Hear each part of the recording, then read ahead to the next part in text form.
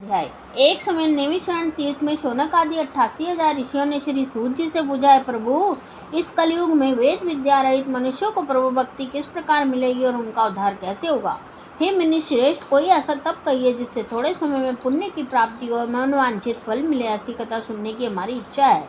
सर्वशास्त्र ज्ञाता श्री सूत जी बोले, वैष्णव में पूज्य, आपने सबके प्राणियों के हित की बात पूछी है। अब मैं श्रेष्ठ व्रत को आप लोगों से कहूँगा, जिस व्रत को नारद जी ने लक्ष्मीनारायण भगवान से पूछा था। लक्ष्मीपति ने मुनि श्रेष्ठ नारद जी से कहा था, सो ध्यान से सुनो। एक समय योगी राज नारद जी दूसरों के हित की इच्छा से अनेक लोकों में घूमते हुए मृत्यु लोक में आ पहुंचे। यहाँ अनेक योनियों में जन्मे हुए प्राय सभी मनुष्यों को अपने कर्मों के अनुसार अनेक दुखों से पीड़ित देखकर सोचा, किस यत्न के करने से निश्चय प्राणियों के दुखों का नाश हो सकेगा। ऐसा मन में सोचकर विष्णु लोक को गए। वहाँ श्वेत वर्ण 4 भुजाओं वाले देवों के इस नारायण को देखकर, जिनके हाथों में शंख चक्र गदा और पद्म थे, वरमाला पहने हुए थे, स्तुति करने लगे, भगवान आप अत्यंत शक्ति से संपन्न हैं, मन और वाणी भी आपको पा नहीं सकती। आपका आदि मध्य और अंत भी नहीं है। आप निर्गुण स्वरूप हैं, सृष्टि के आदिभूत, भक्तों के दुखों को नष्ट करने वाले हैं। आपको मेरा बारंबार नमस्कार है, बारंबार नमस्कार। नारद जी से इस प्रकार की स्तुति सुनकर विष्णु भगवान बोले, मुनि श्रेष्ठ, आपके मन में क्या, आपका किस काम के लिए आगमन हुआ है, निसंकोच कहें। तब नारद मुनि बोले, मृत्युलोक में सब मनुष्य जो अनेक योनियों में पैदा हुए, अपने अपने कर्मों के द्वारा अनेक प्रकार के दुखों से दुखी हो रहे हैं। नाथ, यदि आप मुझ पर दया रखते हो तो बतलाइए कि उन मनुष्य के सब दुख थोड़े से प्रयत्न से कैसे दूर हो सकते हैं।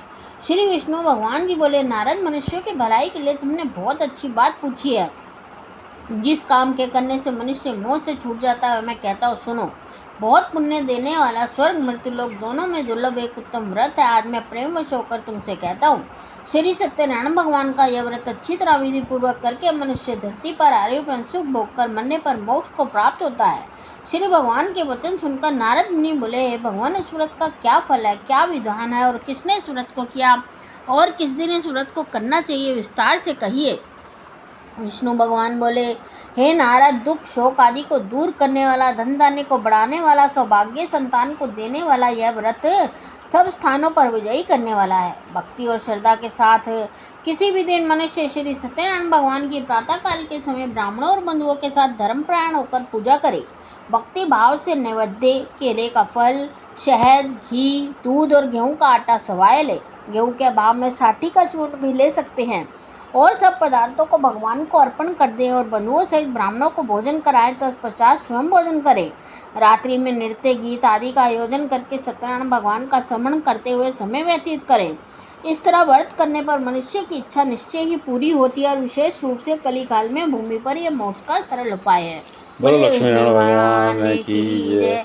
लक्ष्मी नारायण नारायण नारायण, भजमन नारायण नारायण नारायण, गोविंद नारायण नारायण नारायण, गोविंद नारायण नारायण नारायण।